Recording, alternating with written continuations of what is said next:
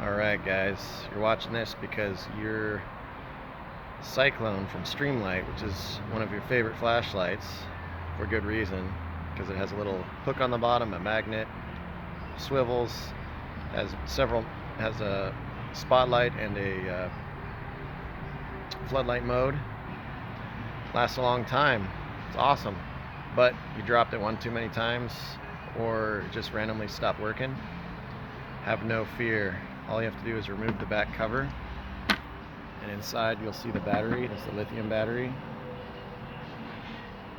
and you'll see that the connection came undone. It's a very weak connection. I mean, you can sneeze and have this thing come apart. So, see that? So what I would recommend doing is putting a dab of silicone or glue, or super glue, something in there, and it'll work again. Yay. I love this thing. Anyways, thanks for watching. If this saved you from having a flashlight depression, leave a comment down below, and happy flashlighting, I guess.